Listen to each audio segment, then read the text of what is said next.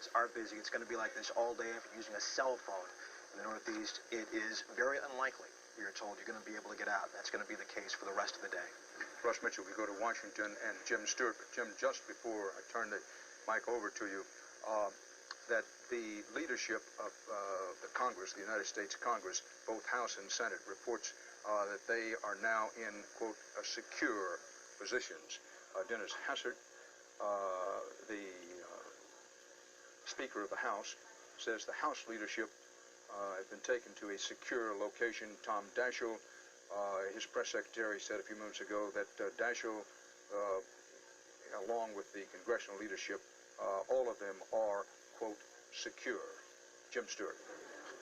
Well, Dan, as bizarre as it sounds, the government here, the pieces of it that are working and up in the buildings that are still occupied, are dusting off plans that this country made in the event of a nuclear attack. I mean, it is that serious. It is that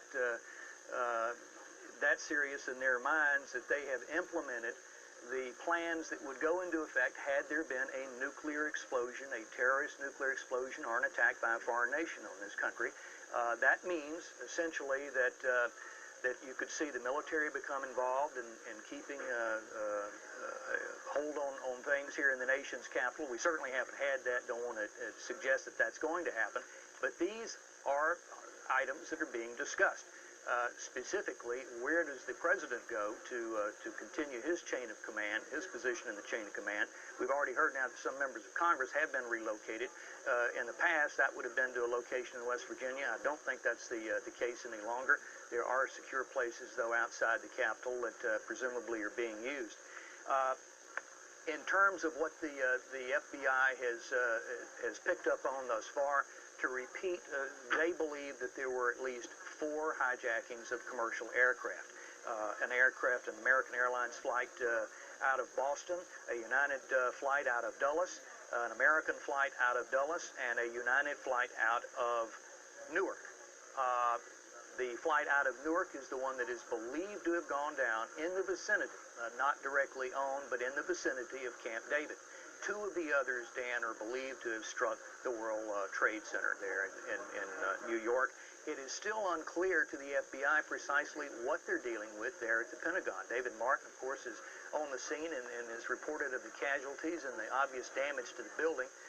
Collaterally, I'm told, that is impacted on the Pentagon's communications ability, and right now the command center, if you will, for the nation's response to this attack is being run out of FBI headquarters at 10th and Pennsylvania.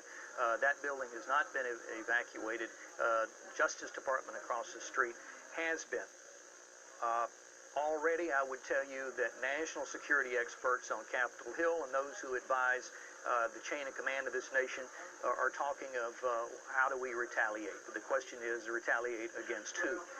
It is entirely too early to say who is responsible for this. That hopefully will sort itself out in the time to come. I will tell you, though, it is openly being speculated on in the United States security apparatus that Osama bin Laden is the only person who had the apparatus, the money, and the desire to pull off what he did. They are also pointing, Dan, as we said earlier, at the coincidence here of this date. And dates are extremely important in the terrorist world. Sometimes they escape the notice of the American intelligence. Obviously, this one did. We've been caught flat-footed, in the words of one senior official.